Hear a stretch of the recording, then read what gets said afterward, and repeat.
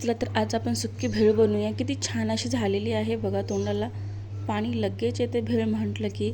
चला तर मी इथे बारीक बारीक असा कांदा कट करून घेतलेला आहे। एक कांदा आपल्याला बारीक बारीक कट करून घ्यायचा आहे, एक टोमॅटो बारीक बारीक कट करून घ्यायचा आहे आणि कोथिंबीर यासाठी लागणार आहे। टोमॅटो, कांदा आणि कोथिंबीर या मुरमुऱ्यांमध्ये मी टाकून दिलेलं आहे बघा, आपल्याला टाकून द्यायचं आहे। आता यामध्ये एक चम्मच आपल्याला अगोदर तेल घालणार आहे मी। इथे 2 चम्मच आपल्याला तेल घालायचं आहे। 2 चम्मच तेल घालायचं। आता मी मीठ घालणार आहे, एक चम्मच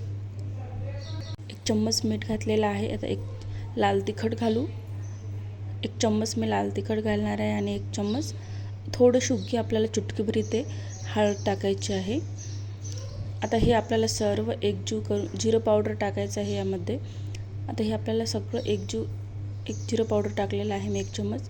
हे सगळं आपल्याला मिश्रण हाताने एकजीव करायचं आहे, चम्मचने होत नाही बघा, तर मी असं हाताने सर्व एकजीव करून घेते। खूप छान लागते आणि बनायलाही खूप 2-3 मिनिटांमध्ये जमते।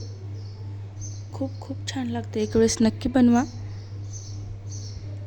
अशी हलकी भूक लागते आपल्याला सायंकाळच्या वेळेस वगैरे, अशी तुम्ही भेळ बनवून नक्की खा। बघा किती छान असला भेळला कलर आला आहे। यामध्ये तुम्ही बारीक शेव पण टाकू शकता, शेव पण खूप छान लागते। सर्व आपण एका जागी करून घेऊ। आता तुम्ही आमचूर पावडर किंवा जलजिरा ह्याच्यामध्ये टाकू शकता, खूप छान लागते भेळ। तुमच्याकडे शेव असेल तर शेव पण टाका, खूप छान लागेल।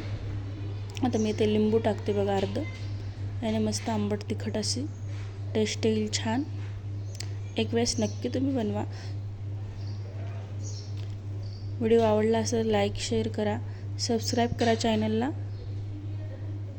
असेच तुम्हाला नवीन नवीन व्हिडिओ बघायला मिळतील। मस्त आपली भेळ रेडी झालेली आहे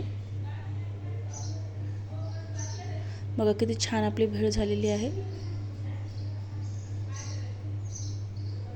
आणि अगदी सोपी आहे, काही वेळातच रेडी होते। झटपट अशी रेसिपी आजची कशी वाटली नक्की सांगा।